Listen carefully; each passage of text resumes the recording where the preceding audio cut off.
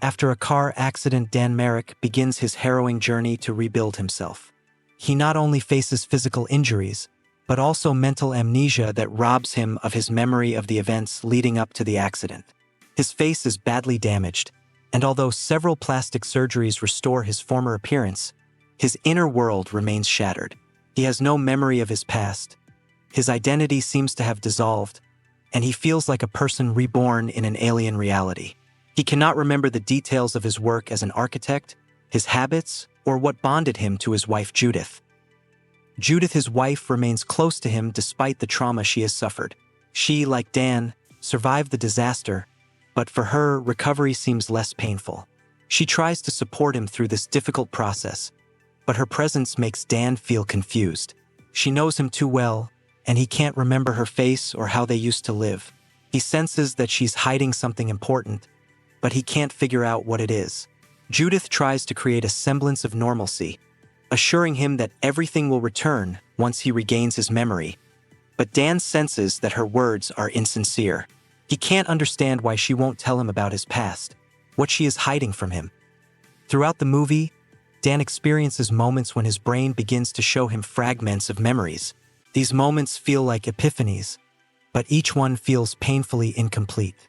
Sometimes his sensations fill the void in his mind, but immediately disappear, as if something is preventing him from seeing the full picture. In some cases, he sees Judith not as she appears to him now, but much more alienated, cold, as if there is an invisible barrier between them that prevents him from remembering the real nature of their relationship. At some point, Dan begins to realize that all his attempts to get his memory back are running into barriers. He feels that his reality is not as he perceives it, that someone or something is manipulating his life, hiding the truth from him. He seeks help from a therapist, hoping to recover at least some of his lost memories. However, the more he delves into these memories, the more it becomes apparent that his brain is not just losing information, but is actively trying to hide it from him. He suspects that there is more than just trauma, and that his life was part of some deeper and more sinister plan. In therapy sessions and in private conversations with his wife, Dan finds himself having more and more strange moments.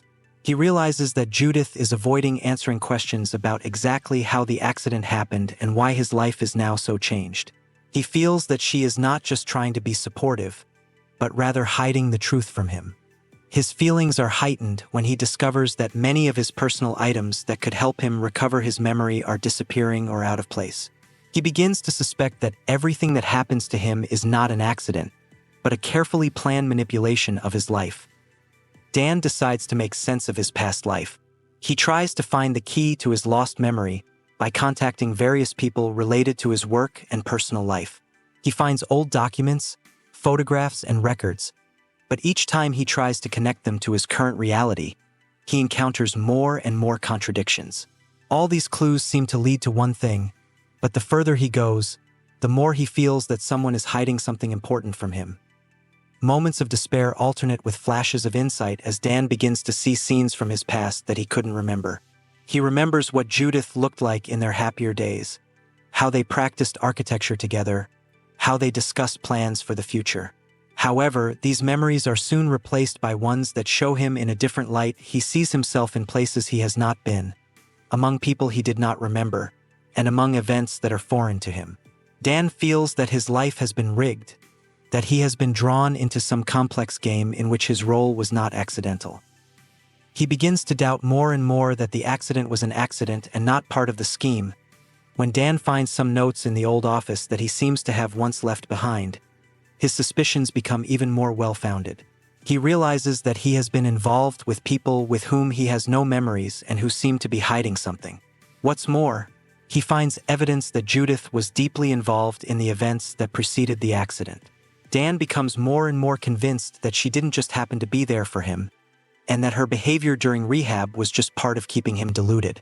Each new element he uncovers only strengthens his suspicions that his life is not reality but a carefully constructed lie. When Dan is finally confronted with the full disclosure of the truth, his life falls apart. He discovers that the accident was planned, and that Judith was, in fact, involved in the plot. She has been hiding the truth from him, manipulating him all along the way. Finding himself in the middle of this dark game, Dan realizes that his past has been rewritten, that his life has been used to achieve goals he didn't understand.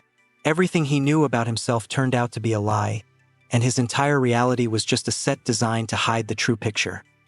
When Dan meets those behind this manipulation, he realizes the depth of his situation. He loses not only his memory, but also his personality, his identity. Everything he thought was important and real turned out to be part of a terrible game that continued even as he tried to find his truth. Judith, the person he once loved, turned out not to be the person he saw her as.